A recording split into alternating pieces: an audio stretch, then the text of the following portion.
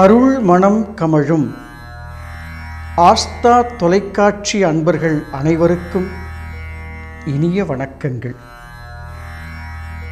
பிறவி பெரும் பயன் என்ற ஓர் மகத்துவமான ராஜபாதைக்குள் தெய்வீக பலத்தோடு நுழைந்து ஆத்ம சுகத்தை அனுபவித்துக் கொண்டே இருக்கும் அத்துணை நல் இதயங்களையும் வாழ்த்தி, பிறப்பிற்கான காரணம் என்ன, இந்த பிறப்பிற்கான காரணம் என்ன என்ற கேள்வியை சித்த புருஷர்களிடம் கேட்டபோது அவர்கள் சொன்ன பதில், பிறப்பிற்கான காரணம் கர்மா. இந்த பிறப்பிற்கான காரணம் என்ன? கர்மா என்று சொல்லக்கூடிய வினைகள். அடுத்து நமக்கு வந்த கேள்வி, இந்த கர்மாவிற்கான காரணம் என்ன? கர்மாவிற்கான காரணம் ஆணவம் என்று சொல்லக்கூடிய அகந்தை.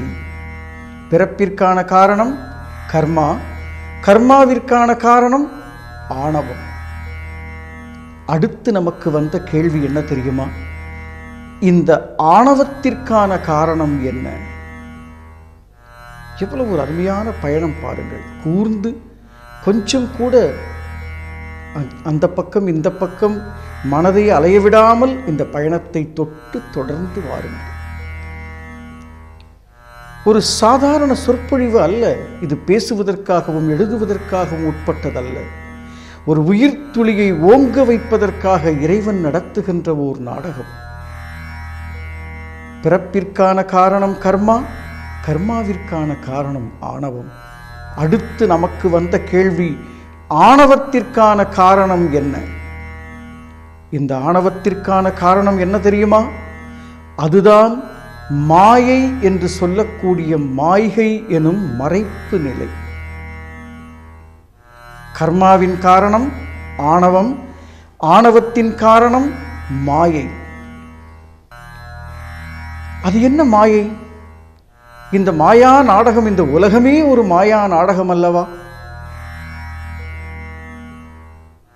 இந்த மாயை என்றால், அதாவது மாய்கை என்றால் மறைப்பு நிலை என்று சொல்கின்றீர்களே, அந்த மாயை எதையெல்லாம் மறைக்கிறது? முதலில் அது தன்னை மறைக்கிறது. இரண்டாவதாக தன் உயிருக்கான தலைவனை மறைக்கிறது.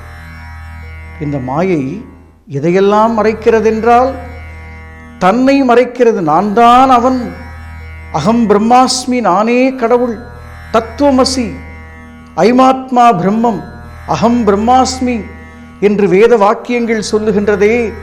தத்துவமசி என்றால் நானே அதுவாக இருக்கிறேன், அகம் பிரம்மாஸ்மி என்றால் எனக்குள் பிரம்மம் இருக்கிறது, ஐமாத்மா பிரம்மம் என்று இந்த வேத வாக்கியங்கள் சொல்லுகின்றது. அந்த மணிமந்திர வாக்கியங்கள் சொல்லுகின்றது. தான் என்று சொல்லக்கூடிய தன்னை மறைக்கிறது. இரண்டாவது, இந்த தனக்குள் இருக்கக்கூடிய தலைவனை மறைக்கிறது. இந்த அண்ட பிரம்மாண்ட அகிலாண்ட கோடி பிரம்மாண்ட சராசரத்தை உண்டு செய்த அந்த ஏக நாயகனை மறைக்கிறது. மூன்றாவது, உயிரை மறைக்கிறது.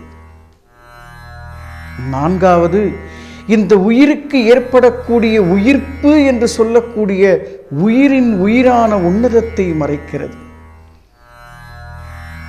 ஐந்தாவது, சத் என்று சொல்லக்கூடிய, சத் என்றால் என்றைக்குமே அழியாமல் இருக்கக்கூடியது. நாம் இந்த உலகத்தில் பார்க்கக்கூடியதெல்லாம் மாற்றத்திற்கு உட்பட்டது, அழிவுக்கு உட்பட்டது. ஆனால் சத் என்றால் என்றைக்குமே அழியாமல் இருக்கக்கூடிய சத்தை மறைக்கிறது. அடுத்து சித். சித் என்றால் நமக்கு வந்த அறிவு, அல்லது இந்த உலகத்தில் இருக்கக்கூடிய ஒவ்வொரு மனிதர்களும் தன்னை விஞ்ஞானி என்றும் மருத்துவர் என்றும் மாமேதை என்றும் பெரிய சித்தர்கள் என்றும் ஜெகத்குரு என்றும் தன்னை சொல்லிக் கொள்கிறார்களே, தனக்கு உற்ற அறிவு, அந்த அறிவு மீண்டும் மீண்டும் சிதைந்து போகக்கூடிய அறிவு, மாற்றத்திற்கு உட்பட்ட அறிவு, மாறாத பேரறிவாக இருக்கக்கூடிய அந்த பெரும் செயலுக்கு காரணமாக இருக்கக்கூடிய பேரறிவுக்கு பெயர்தான் சித் என்று சொல்லக்கூடிய ஏக அறிவு, அந்த ஏக அறிவை மறைக்கிறது. அடுத்தது ஆனந்தம். ஆனந்தம் என்றால் என்ன? நமக்கு சந்தோஷம் வருகின்றது, மகிழ்ச்சி வருகின்றது, நிறைவு வருகின்றது. இப்படி நாம் சந்தோஷத்தையும் மகிழ்ச்சியையும் இன்பத்தையும் ஆனந்தம் என்று சொல்லிக் கொண்டிருக்கிறோம். ஆனந்தம் என்றால் வந்தால் போகாத இன்பம் எதுவோ, வந்தால் போகாத சந்தோஷம் எதுவோ, வந்தால் போகாத மகிழ்ச்சி எதுவோ, அதற்கு பெயர்தான் ஆனந்தம். உடலுக்கு வரக்கூடிய இன்பமாக இருந்தாலும், மனதுக்கு வரக்கூடிய இன்பமாக இருந்தாலும் அது வந்து வந்து போய்கொண்டே இருக்கும். ஆனால் உயிருக்கு உற்ற இன்பமாக இருப்பதற்கு பெயர்தான் ஆனந்தம். அது வந்தால் போகாது. அப்படிப்பட்ட வந்தால் போகாத ஆனந்தத்தை மறைக்கின்றது இந்த மாயை. இந்த பிறப்பு என்ற ஒரு பயணத்தை பாருங்கள். பிறப்பிற்கான காரணம் கர்மா, கர்மாவிற்கான காரணம் ஆணவம், ஆணவத்திற்கான காரணம் மாயை. இந்த மாயை எதையெல்லாம் மறைக்கிறது? தன்னை மறைக்கிறது, தன் உயிருக்குற்ற தலைவனை மறைக்கிறது, உயிரை மறைக்கிறது, உயிருக்கு உண்டான உயிர்ப்பு என்று சொல்லக்கூடிய உன்னதத்தை மறைக்கிறது, சத் என்ற அழியாமையை மறைக்கிறது, சித் என்ற பூரண பேரறிவை மறைக்கிறது, ஆனந்தம் என்று சொல்லக்கூடிய நிகழ்கால நித்திய பொக்கிஷமான வந்தால் போகாத இன்பத்தை மறைக்கின்றது. எப்படியப்பா பிறவி பெரும் பயனை எய்த முடியும்? எப்படி அடைய முடியும்? இந்த பிறப்பிற்கான காரணம் கர்மா, ஆணவம், மாயை என்று எடுத்து வைத்தால் எத்தனை சிக்கல்கள்! இதை கடந்து எப்படி நாம் அந்த பிறவி பெரும் பயன் என்ற எல்லையை அடைவது முடியுமா? மாயை என்ன அத்தனை சாதாரண தன்மை பெற்றதா? ஒரு கதை, இந்த கதை நான் சொல்லக்கூடிய கதைகள் எல்லாம் நிச்சயமாக நீங்கள் பகவத்கீதையிலோ அல்லது பாகவதத்திலோ உலகத்தில் வந்த எல்லா நூல்களிலும் இந்த கதைகள் கிடைக்கும். ஆனால் இந்த இடத்தில் இந்த கதையை கொஞ்சம் நினைத்து பாருங்கள். அற்புதமான கதை. நாரதரும் ஸ்ரீ கிருஷ்ண பகவானும் அமர்ந்து பேசிக் கொண்டிருக்கிறார்கள். அப்பொழுது நாரதர் சொல்கிறார், ஹே பகவானே, ஹே பிரபுவே, ஸ்ரீ பார்த்த சாரதி, இந்த உலகத்திலே தலை சிறந்த மனிதன், 3 உலகங்களிலும் ஆட்சி செய்யக்கூடியவன் நான் மட்டுமே என்ற ஆணவத்தோடு பகவானிடம் சொல்கிறான். எனக்கு மாயையே கிடையாது, எனக்கு மாயை என்பதே கிடையாது, எனக்கு ஆணவம் என்பதே கிடையாது, எனக்கு கர்மம் என்பதே கிடையாது என்று அந்த நாரதன் இறைவனிடம் வாதம் செய்து கொண்டிருக்கிறான்.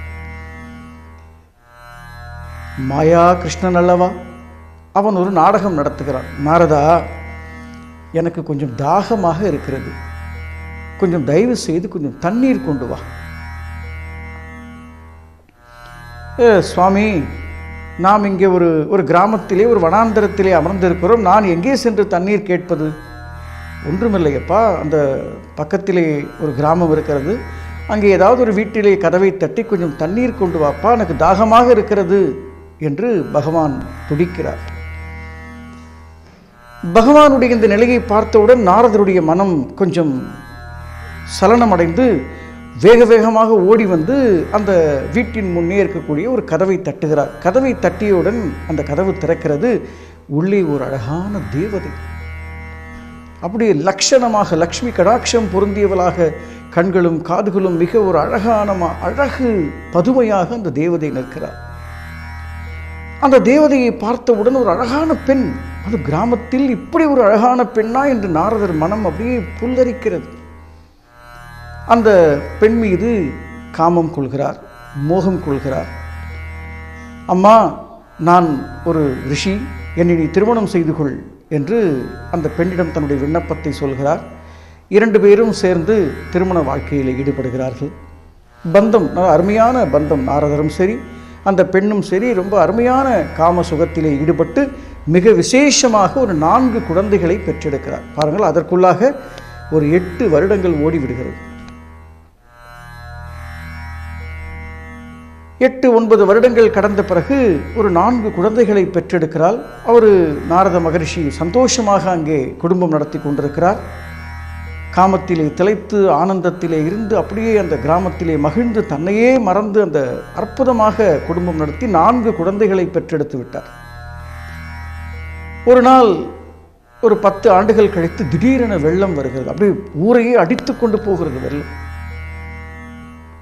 போகும்போது அந்த கிராமமும் அந்த வெள்ளத்தோடு வெள்ளமாக அந்த கரை புரண்டு வருகின்ற வெள்ளத்திலே அந்த கிராமமும் அடித்து கொண்டு போகின்ற போது தான் பெற்ற 4 குழந்தைகளும் அந்த வெள்ளத்திலே அடித்து கொண்டு போகிறது. நாரதர் துடிக்கிறார், கதறுகிறார், பதறுகிறார். மகனே மகனே என்று கையை பிடித்து இழுக்கிறார். அந்த வெள்ளத்திலே 4 குழந்தைகளும் அடித்து கொண்டு போய் இறந்து போகிறது. தன்னுடைய மனைவியை அந்த வீட்டின் கூரை மேல் ஏறி தன்னுடைய மனைவியை காப்பாற்ற எத்தனையோ முயற்சிகள் செய்கிறார். வெள்ளம் இன்னும் அதிகமாகி அதிகமாகி மழை வேறு அதிகமாகி அந்த மிக அதிகமான நீரோட்டத்திலே தன்னுடைய மனைவியும் அடித்து செல்லப்படுகிறாள். முடிந்தவரை காப்பாற்ற முயற்சிக்கிறார். அந்த வெள்ளத்தினுடைய வேகத்திலே அடித்து செல்லப்பட்டு மனைவியும் இறந்து போகிறார். நாரதர் வருத்தத்தோடு அமர்ந்து, இறைவா என்னடா இந்த சோதனை என்று வருத்தத்தோடு அமர்ந்திருக்கின்ற போது வெள்ளமெல்லாம் வடிந்து அமைதியாக, புயலுக்கு பின் அமைதி என்று சொல்வதைப் போல் அமைதியாக அந்த ஒரு மண்மேட்டிலே அமர்ந்திருக்கின்ற போது நாரதருடைய தோலையே ஒருவர் தட்டுகிறார். பிரபு எழுந்திரப்பா என்று. திரும்பி பார்த்தால் பகவான் கிருஷ்ணர். என்னப்பா எனக்கு தாகமாக இருக்கிறது என்று தண்ணி கேட்டேனே, இன்னுமா கொண்டு வரவில்லை என்கிறார். அவர் தன்னை சுதாகரித்துக் கொண்டு, என்ன கேட்டீர்கள், தண்ணியா என்று அவருடைய உடம்பெல்லாம் நடுங்குகிறது. என்ன பகவானே, என்ன நாடகம் இது? ஆமாம்ப்பா, நான் தண்ணி கேட்டு 10 நிமிடங்கள் தான் ஆகிறது. 10 நிமிடங்களா? இறைவா, 10 வருடங்கள் ஓடிவிட்டதே. என்னுடைய குழந்தை ஆற்றிலே அடித்து செல்லப்பட்டது, என்னுடைய மனைவி அடித்து செல்லப்பட்டாலே. என்ன சொல்கிறாய் நாரதா? நான் தண்ணி கேட்டு 10 நிமிடம் தானப்பா ஆகிறது. நீ இன்னும் தண்ணி கொண்டு வரவில்லையா? இது வெறும் கதையா?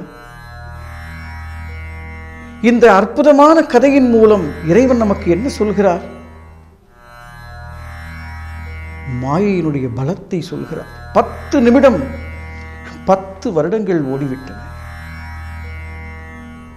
அந்த நாரத மகரிஷி யோசிக்கிறார், இறைவா என்ன உன் நாடகம்?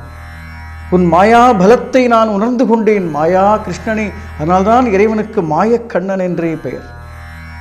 உன் பலத்தை உணர்ந்து கொண்டேன் அப்பா. இந்த மாயையை வெற்றி கொண்டு, இந்த ஆணவத்தை வெற்றி கொண்டு, இந்த கர்மத்தை அழித்து எப்படியப்பா பிறவி பெரும் பையன் என்ற வாசலுக்குள் நுழைவது? கேள்வி வருகிறதல்லவா? என்னால் முடியுமா? நம்மால் முடியுமா என்ற ஒரு வினா நமக்குள் ஒவ்வொரு வினாடியும் வந்து கொண்டே இருக்கிறது. எத்தனையோ கதைகள் தெரியும், எத்தனையோ புத்தகங்கள் படிக்கிறோம். எந்த கதைகளும் எந்த புத்தகங்களும் கேட்கும் பொழுது ஆஹா அற்புதம், பிரமாதம், ஆனந்தம் என்று சொல்கிறோமே தவிர, நாம் அந்த வாழ்வியல் என்று சொல்லக்கூடிய அந்த அற்புதமான ராஜபாதைக்குள் நுழைந்து அந்த பிரம்மாண்டம் என்று சொல்லக்கூடிய பிறவி பெரும் பயன் வாசலுக்கு ஏன் நம்மால் வர முடியவில்லை? அப்படி என்றால் எது நம்மை தடுக்கிறது? இப்போ அடுத்த கேள்விக்கு வந்தது இல்லையா?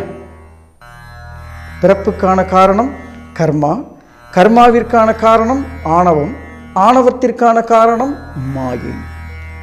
ஒரு அழகான ஃபார்மேட் இது. பார்த்தீங்கன்னா ஆணவம், கர்மம், மாயை என்று சொல்லக்கூடிய 3 மலங்கள். இதைத்தான் ஞானிகள் மும்மலம் என்று சொல்கிறார்கள். இந்த 3 மலங்கள் தான் பிறப்புக்கான காரணம். இவ்வளவுதான் மேட்டர். இந்த பிறப்புக்கான காரணம் என்ன? ஆணவம், கர்மம், மாயை.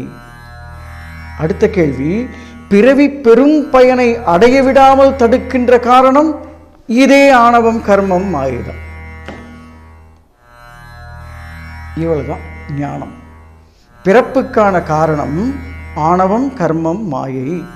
பிறவி பெரும் பயன் என்று சொல்லக்கூடிய அந்த பிரம்ம பிரகாச பேரின்ப வைப்பு நிதியை உணரவிடாமல் தடுப்பதும் நம் உயிரையும் உயிர்ப்பையும் ஆனந்தத்தையும் அந்த சச்சிதானந்தத்தை அடைய விடாமல் தடுப்பதும், நிகழ்காலம் என்ற நித்திய பொக்கிஷத்திற்குள் வரவிடாமல் தடுப்பதும், விஸ்வரூபத்தை உணரவிடாமல் தடுப்பதும், மூல பிரம்மாண்டமாய் இந்த உயிர்த்துளியை ஓங்க விடாமல் தடுப்பதும் இந்த ஆணவம் கர்மம் மாயை தான்.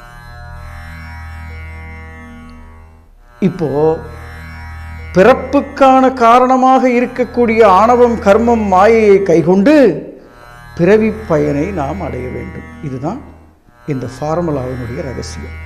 சரி, எப்படி கைகொள்ள போகிறோம், எப்படி அடையப் போகிறோம் என்பதை பொறுத்திருந்து கொஞ்சம் கொஞ்சமாக ஒரு ஸ்பூன் ஃபீடிங் போல கொஞ்சம் கொஞ்சமாக தெரிந்து கொள்வோம். நம்ம வீட்டில் ஒரு எலி செத்து போச்சியா? நம்ம வீட்டில் ஒரு எலி செத்து போச்சு. ஒரு பீரோவுக்கு அடியிலையோ, இல்லை ஏதாவது ஒரு சோஃபாவுக்கு அடியிலையோ, இல்லை ஏதாவது மேலே பரன் மேலேயோ அது நம்ம ஒரு மருந்து வச்சோமோ, இல்லை ஏதோ ஒரு காரணத்தினால அது நம்ம வீட்டுக்குள்ளே, அவ்வளோ பெரிய வீட்டுக்குள்ளே அந்த எலி செத்து போச்சு. ஆனால் எங்கே இருக்குதுன்னு நமக்கு தெரியல. ஒரு நாள் ஆச்சு, கொஞ்சம் லைட்டாக அப்படி அந்த வாசனை, அந்த வாடை, அந்த நாற்றம் வர ஆரம்பித்தது. நாம் என்ன பண்ணோம், என்னடா அது எங்கேருந்தோ ஸ்மெல் வருதே அப்படின்னு நம்ம தேடி கண்டுபிடிச்சி அந்த எலி இருக்கிற இடத்த நாம் தேடாமல் என்ன பண்ணுறோம், 2 ஊதுபத்தியை ஏற்றி வைக்கிறோம். இந்த ஊதுபத்தியை ஏற்றி வச்சோன்னா என்ன ஆகுது அப்படின்னா, அந்த எலியினுடைய நாற்றம் கம்மியாகி, அந்த செத்துப்போன எலியினுடைய நாற்றம் கம்மியாகி, இந்த ஊதுபத்தியினுடைய வாசனை அதிகமாகி வீடு முழுக்க நல்ல ஒரு தெய்வீக மனமாக இருக்குது. அந்த எலியினுடைய நாற்றம் நமக்கு தெரியல. அதுதானே உண்மை. நீங்கள் இதை பண்ணி பாருங்கள். 2 நாள் ஆச்சு. 2வது நாள், முதல் நாளோட 2வது நாள் அந்த எலியினுடைய அந்த பிணவாடை நாற்றம் அதிகமாக இருக்குமா கம்மியாக இருக்குமா? கண்டிப்பாக அதிகமாக இருக்கும். அப்போ 2 ஊதுவத்திக்கு பதிலாக நம்ம 4 ஊதுவத்தி ஏற்றி வைக்கிறோம். இந்த மாதிரி 3வது நாள், 3வது நாள் முதல் நாளை விட அதிகமாக இருக்கும். 4 ஊதுவத்திக்கு பதிலாக 8 ஊதுவத்தி ஏற்றி வைக்கிறோம். இப்படி நாளுக்கு நாள் அந்த செத்துப்போன எலியினுடைய பிணவாடை அதிகமாக நாம் ஊதுபத்தியை கட்டுக்கட்டாக ஏற்றிக்கொண்டே இருக்கிறோம். வாசனை நாற்றம் குறைந்த பாடில்லை. இதுவா புத்திசாலித்தனம்? இதைத்தான் நாம் வாழ்க்கையில் பண்ணி கொண்டிருக்கிறோம். நம் வாழ்க்கையில் பரிகாரம் என்றும், பூஜைகள் என்றும், மந்திரங்கள் என்றும், தந்திரங்கள் என்றும், ஹோமங்கள் என்றும், சடங்குகள் என்றும் செத்துப்போன எலியை உள்ளே வைத்துக்கொண்டு விதவிதமான கிரியைகள் செய்து கொண்டே இருக்கின்றோம். இந்த நாற்றத்தை, இந்த பிண வாடையை தீர்ப்பதற்கு ஊதுபத்தி ஏற்றுவது புத்திசாலித்தனமா, அல்லது எப்படியாவது தேடி கண்டுபிடித்து அந்த செத்துப்போன எலியை தூக்கி வீசுவது புத்திசாலித்தனமா? அப்படி உள்ளே முடங்கி அடங்கி குமுங்கி கிடக்கக்கூடிய அந்த எலிக்கு உதாரணமாக இருக்கக்கூடிய, உள்ளே இருக்கக்கூடிய எலி என்ன தெரியுமா? ஆணவம் கர்மம் மாயை என்று சொல்லக்கூடிய எலி உள்ளே கிடந்து செத்து கிடக்கிறதப்பா.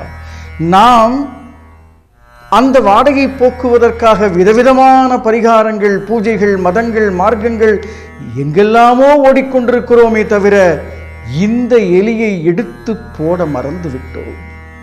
சாகின்ற வரை இந்த எலியை எடுத்து போடாமல் இருந்தால் பிறவிதோறும் அந்த பிணவாடை தொடராதா? இதைத்தானே மகான்கள் சொன்னார்கள்.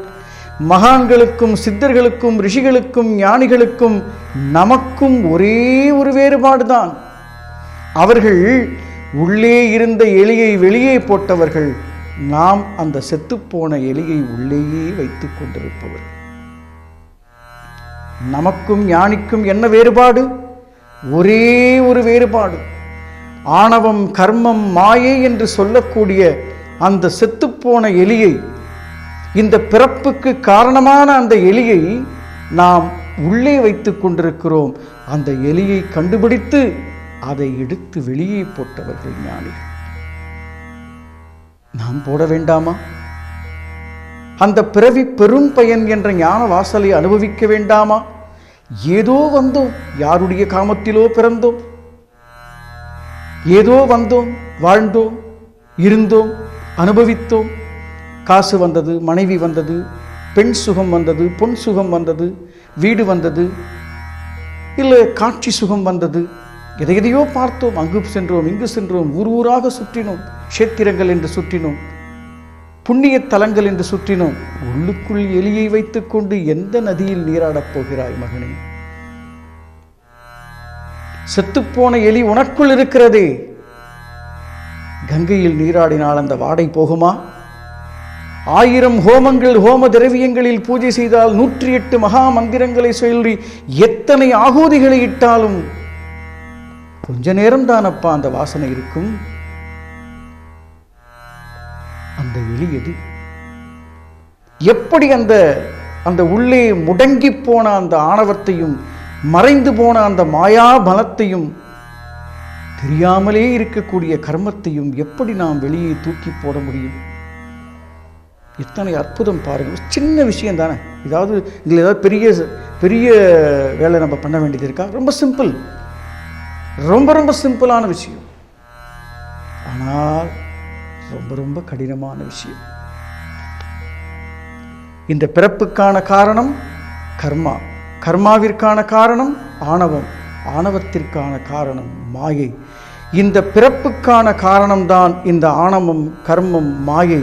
பிறவி பயனை அடைய விடாமல் தடுக்கின்ற காரணமும் ஆணவம், கர்மம், மாயை. இதனை ஞானிகள் என்ன சொல்கிறார்கள் தெரியுமா? பாதக மலம், பாதகம் செய்யக்கூடிய மலம்.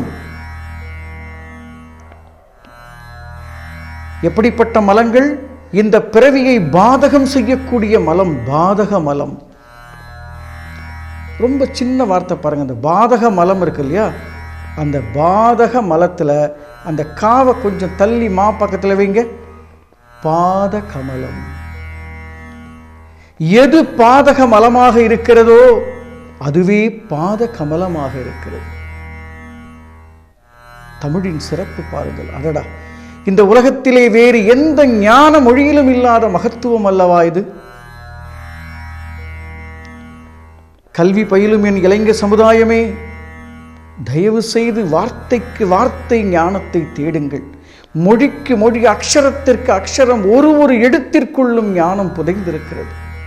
ஒரு வார்த்தைக்குள்ளும், ஒவ்வொரு சொல்லுக்குள்ளும், ஒவ்வொரு செயலுக்குள்ளும், எல்லா செயலும் சொல்லின் பொருளாக இருக்கிறது.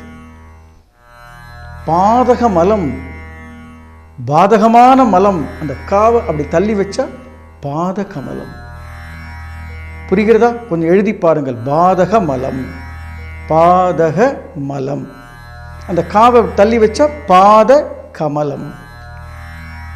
எது பாதகம் செய்யக்கூடிய மலமாக இருக்கிறதோ, பாதக மலம் பாத கமலமாக மாற்றக்கூடிய ஞான ரகசியம் அந்த செத்துப்போன எலிக்கு உயிர் கொடுத்து மீண்டும் சாகாத நித்திய வரம் பெற்று மரணமிலா பெருவாழ்விற்கு இந்த உயிர் துளியை மாற்றக்கூடிய மகத்துவம் அல்லவா பிறவி பெரும் பயன் என்ற ஞான சாம்ராஜ்யத்தினுடைய வாசல். அந்த எல்லைக்கு நாம் ஏறப்போகிறோம் என்ற நம்பிக்கையை வளர்த்துக் கொள்வோம். ஒரு சாதாரண விஷயம் அல்ல, ஒரு சாதாரண நிலைக்களம் அல்ல. நாம் இதுவரை கற்றுக்கொண்ட செய்திகள் என்ன? இதையெல்லாம் கொஞ்சம் பட்டியல் போட்டு பாருங்கள். நாம் என்ன கற்றுக்கொண்டோம்? வள்ளல் பெருமான் சொல்கிறார், கற்றதெல்லாம் வீணே. மகனே, எதை கற்க வேண்டுமோ அதை கற்கவில்லை என்றால் நீ கற்றுக்கொண்டதெல்லாம் வீணே, வெறும் புத்தக புழுதானடா. உனக்கு 64 கலைகள் தெரிந்திருக்கலாம், நீ மிகச்சிறந்த பாடகனாக இருக்கலாம், மிகச்சிறந்த இசையமைப்பாளனாக இருக்கலாம், மிகச்சிறந்த நடிகனாக இருக்கலாம், இந்த உலகமே வணங்கக்கூடிய தலைவனாக இருக்கலாம், அல்லது இந்த உலகமே வணங்கக்கூடிய ஜெகத்குருவாக இருக்கலாம். இந்த உலகத்தில் எல்லா பொருளும் புகழும் செல்வமும் கம்பீரமும் உன்னிடத்தில் இருக்கலாம். மகனே, உனக்குள் செத்துப்போன எலி இருக்கிறதப்பா. அதை எடுத்து போடாமல் எத்தனை சால்வைகளும் மாலைகளும் மணிமந்திர ஔஷதங்களும் எத்தனை ஆசனங்களும் அமர்ந்து கொண்டு என்ன பயன்? நீ சேர்த்து வைத்த செல்வம், நீ கற்றுக்கொண்ட கல்வி எல்லாம் உன் நினைப்பு தப்பினால் இந்த பிறவியோடு முடிந்து விடுமே. ஆண்டாள் நாச்சியார் சொல்கிறார் பாருங்கள், இற்றைக்கும் 7 பிறவிக்கும் உந்தனோடு உறவானோம். அப்படி என்றால் பிறவிதோறும் வரக்கூடிய கல்வி எது? பிறவிதோறும் வரக்கூடிய செல்வம் எது? இந்த ஒரு குறிப்பிட்ட காலத்தில் ஒரு 100 வருடத்திற்குள் உனக்கு நீ என்ன 2000 வருடம் வாழப்போகிறாயா? இல்லை நான் என்ன 5000 வருடம் வாழப்போகிறேனா? இல்லை உனக்குற்ற விரோதி நீ ஒருவனை விரோதி என்று கை காட்டுகிறாயே, அவன் என்ன 500 ஆண்டு வாழப்போகிறானா? அல்லது நீ 300 ஆண்டு வாழப்போகிறாயா? உனக்கும் அவனுக்கும் ஒரே ஆயுட்காலம் தானே மகனே. இதற்குள் என்ன யுத்தம்? இதற்குள் எத்தனை கொடுமைகள்? இதையெல்லாம் புரிந்து கொள்ள வேண்டாமா? இதைத்தானே கல்வியாய் நீ கற்க வேண்டும். வெறும் பாடத்திட்டங்கள், கையொப்பமிடுகின்ற மரங்களாக இளைஞர்கள் இருக்கக்கூடாது. இந்த பூமியை மாற்றும் வல்லமை படைத்தவர்களாக இருக்க வேண்டும். இந்த மனு தர்மத்தை மீண்டும் சீரமைக்கக்கூடிய ஒரு ஞான குழந்தைகளாக பல்கலைக்கழகங்கள் ஒரு ஞான குழந்தைகளை உருவாக்க வேண்டும். காசிற்கு படித்துவிட்டு வந்து பொய் சொல்லக்கூடிய மருத்துவர்கள், மக்களை ஏமாற்றக்கூடியவர்கள், தன் கல்வியால் இந்த சமுதாயத்தை ஏமாற்றி பணம் செய்யக்கூடிய சிந்தனை உடைய குழந்தைகளுக்கு அந்த கல்வியால் எந்த பயனும் இல்லை. அவன் மீண்டும் செத்த எலியை உள்ளே வைத்துக் கொண்டு சேவை செய்து கொண்டிருக்கிறார். எத்தனை மாட மாளிகைகள் கூட கோபுரங்கள் கட்டி கோடி கோடியாய் பணம் குவித்து வைத்திருந்தாலும் அவன் கற்றதெல்லாம் வீணே. அவன் பெற்றதெல்லாம் மலமே. மலக்கூடையை தலையில் சுமந்து கொண்டு அதனையே கிரீடம் என்று சொல்லிக் கொண்டிருக்கிறோம். உனக்கு ஆணவம் வரக்கூடாது. நமக்கு கர்மம் சேரக்கூடாது. நமக்கு மிக கொடுமையான மாயை என்கின்ற மறைப்பு வரக்கூடாது. இந்த கதைகளை கேளுங்கள். இந்த அற்புதமான நுட்ப சூத்திரங்களை உணர்ந்து கொள்ள பழகுங்கள். இளைய சமுதாயமே, என் மதிப்பிற்குரிய தோழன் தோழியர்களே, நீங்கள் கற்றுக்கொள்ள வேண்டியது, எதை கற்றுக்கொண்ட பிறகு வேறு எதையும் கற்றுக்கொள்ள தேவையில்லையோ அதனை கற்றுக்கொள்ளும் ஞான கல்வியை கற்றுக்கொள்ளுங்கள். படித்தவுடன் ஏதோ ஒரு கம்பெனியில் போய் சேருங்க. சேர்ந்தவுடன் என்ன செய்கிறீர்கள்? ஒரு வீடு வாங்கணும்னு ஆசைப்படுறீங்க. 35 வருஷம் கடனாளியா இருக்கீங்க. யோசித்து பாருங்கள் தோழர்களே. அந்த கடன் அடைப்பதற்காக ஓடுகிறீர்கள். உங்கள் படிப்பு, ஒரு வேலைக்கு சேர்ந்தவுடன் ஒரு வீடு வாங்கி ஒரு ஆசைப்பட்டு உன்னை திருமணம், குழந்தைகள், வீடு வாங்கி வாழ்க்கை முழுக்க கடனாளியாக இருந்து செத்து போகிறீர்கள். இதுவா நீ படித்த படிப்பு? ஞான கல்வியை கற்றுக்கொள் மகனே. உன்னையும் வாழ வைத்துக் கொண்டு பிறருக்கும் ஞான மனிதனாக இருந்து, சாட்சியாக இருந்து இந்த உலகத்தில் சமாதானத்தை நிரப்பக்கூடிய ஒரு மகத்துவமான கல்வியான ஞான பிரம்மாண்ட கல்வியை கற்றுக்கொள். அதன் மூலம் செல்வத்தை பெற்றுக்கொள். அந்த கல்வியும் செல்வமும் உன்னை சாகாத பெரும் வீட்டிற்கு அழைத்துச் செல்லும்.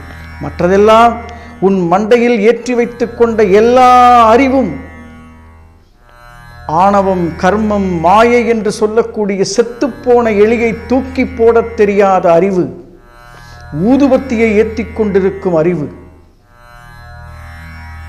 என் ஞான குழந்தைகளை, இந்த அற்புதமான பிரம்மாண்ட ரகசியத்தை உள்வாங்கிக் கொண்டிருக்கும் பிரபஞ்ச பெரியோர்களே, தயவு செய்து உங்கள் குழந்தைகளுக்கு, வருங்கால சந்ததிக்கு ஞான தானத்தை போதிக்கும் அறிவை ஏற்றுக்கொள்வோம்.